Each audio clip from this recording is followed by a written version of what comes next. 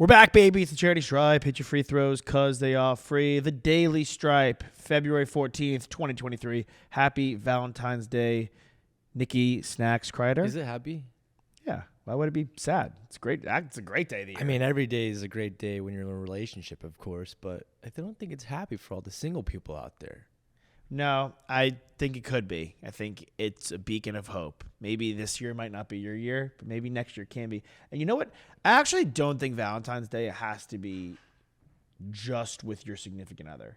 I think that siblings, cousins, aunts, not uncles, but like maybe if you want, aunts, moms. So everyone besides uncle, basically. Yeah, anybody but your uncles. Okay. But no, like all the women in your life, like you could wish them a happy Valentine's Day, and I think that's okay. And like send them flowers, chocolates, or even like a text or a call is kind of can go a long way. Cool. Well, I'm not trying to spoil anything for the people, but what do you have planned? Me? For your lady? We are going to Santa Barbara. Not tonight. Okay. And not this weekend, but next weekend. Where I'm getting an Airbnb Friday, Saturday. We'll come back Sunday. Just 2 days. So it's not really a Valentine's Day thing. It's just kind of like a February retreat. Yeah, that's the Valentine's Day gift. But it's on a Tuesday. It's a little tough to like really do something extra special. That we want to do, right? Something that we both have been yearning for is just some alone time together with like. No crazy party, no distraction, no sports. So that's the game plan. And just cook tonight. How about you? We're doing fondue tonight at the house. You guys are doing fondue. We're making our own fondue, yeah. Nice. Do you have a fondue maker? Yep. When did you get that? You've had that? I've had it since, I think the holidays, and I haven't used it yet. Oh, interesting. No, sorry. It was a housewarming gift, and I still haven't used it. Oh, well, now you'll get to break it in. Oh, yeah. Nice little melting pot. Speaking of a melting pot, the NFL head coaching melting pot continues, as does the quarterback market get underway. Shane Steichen, formerly the offensive coordinator of your Chargers. Yep. And then the Eagles, who just went to the Super Bowl. Now he's the head coach of the Indianapolis Colts. I think it's funny of the timing that it was released that Shane was the prime candidate for the Colts position the day of the Super Bowl.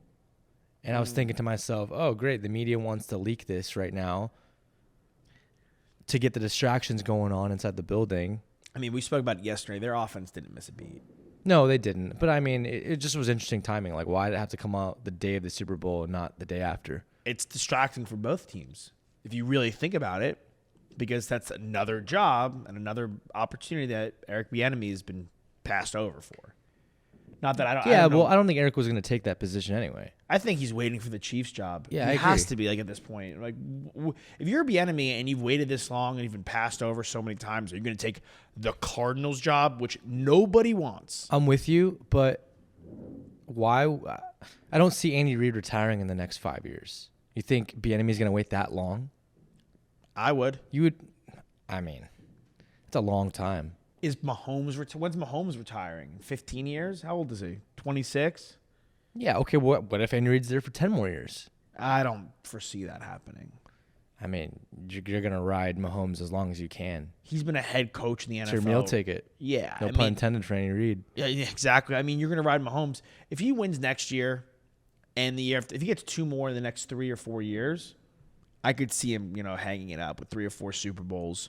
Right, he's been the head coach. He was the head coach of the Eagles in the early 2000s, like 2002. He's been a head coach for 20-something years.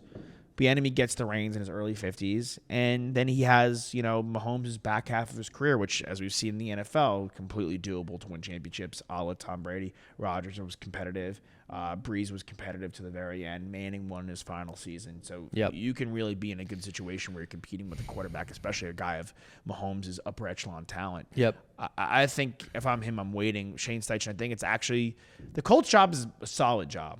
It just depends on what moves they make. Do they go full rebuild on defense? Do they trade Buckner? Do they trade Shaq Leonard? I don't think they're trading either of those guys. I think Buckner's been through that whole trade thing before, and I think Shaq Leonard is the anchor of that defense, and I think it proved that last year because they missed him pretty badly, and they got banged up here and there in some games. But Steichen's a great hire. I think he's a great offensive mind. I loved him when he was with the Chargers, and I think he's one of those young guys that you want to get in the building and, see if they can turn into a McVay or, someone like that. And they just need to get their quarterback. Yeah, and I think they'll get their guy. Shane will get his guy at the top of the draft. Whether he moves up or he doesn't. I was mocking a little bit last night, just kind of thinking about it on the treadmill. And there's a situation where, the Bears could trade it, and they're probably going to trade it. There's a situation where they don't. And if the Bears don't trade the pick and they sit there and they take Will Anderson Jr. or Jalen Carter of their dealer's choice, then the Colts can sit there at 4 and not have to give up any capital. I don't know.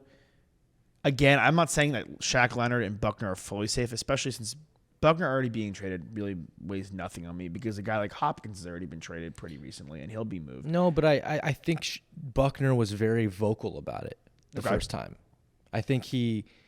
I remember there's multiple interviews and there was multiple times and occasions that he had come out and basically said, like, it was like a real kick in the nuts that the Niners would do that to me, and I'm going to make the most of my opportunity here in Indy. And look, he played at an all-pro level when he first got there.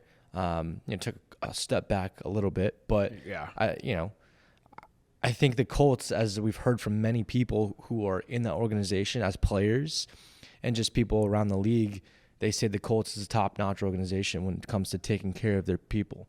So I just kind of think that holds some value. I want to see what they do. I know it's a business, but it's a winnable division. It is. And if they don't have to give up a bevy of picks to go up to that one spot, right, and they can really have a full class this year and get a quarterback, then I have a lot more faith. Plus, having the young quarterback, like we discuss all the time, gives you a lot more money to play with. Derek Carr hits the open market. The Raiders will free up some money. Yeah, and he's saying no trade, so he's about to get cut and pick his destination. Good for him. Good for him. I'm curious to see who comes out of the woodworks to sign him. I'm anticipating he's a guy that's competitive. I know where he's going. You know where he's going for a fact. I know what division he's going to. NFC South. NFC South. Yeah, without a doubt. Without a doubt. I don't think we're both in agreement there. Does he go to? I think it's one of two teams. Shout out to his family. Arthur Smith. No, I don't think the Falcons. I think he's going to New Orleans, or he's going to Tampa. I believe the Panthers are probably going to draft a quarterback. Yes, I think they're going up. They're going to move up to the 3 spot. Right. They're going to try to build off their young talent that they have and see if they can build something for the future. Yeah. The Falcons, I think, might want to take another chance on Ritter to see if it works. Or they also draft a quarterback. Or they trade for Lamar. Or they trade for somebody, right? I mean, also Lamar can sign somewhere too. I mean, unless he gets tagged. They're going to tag him. I'm operating under the notion that Lamar gets tagged and they go to negotiations, or Lamar gets tagged and they trade him and that team then is able to go to negotiations with him. Right. So I think the Bucs makes the most sense for Derek Carr. Sure. Just because, they were a playoff team last year. They're the foreseeable favorite in this division, and they had some bumps and bruises. And look, I know he had Devontae Adams last year, but you go to this team and you have Mike Evans, you have Godwin, you got playoff Lenny. If he returns, right? He might not. Yeah. But if you have Rashad White then in the mix, yep. Solid offensive line at full health, you at least have your left tackle in the future. Right. And a pretty sound defense, if guys come back. Being from one pirate to another pirate. That's very true. And to the Raiders' point, do they blow it up at this? Where it stands? Because look, the Broncos. I still think are in a better position than the Raiders are. No quarterback's really going to go there. No quarterback's going to go to the Raiders. Yeah, no free agent quarterback will go there. You may get Jimmy G if the Bucs get Derek Carr. Yeah, I mean, look, I think the Raiders are very unpredictable. I think they want to do all they can to be relevant and capitalize on what they got. I wouldn't be shocked if they try to make a move for Rodgers, try to reunite Devontae Adams and Aaron Rodgers. I mean, obviously, I think the Jets are the favorite right now.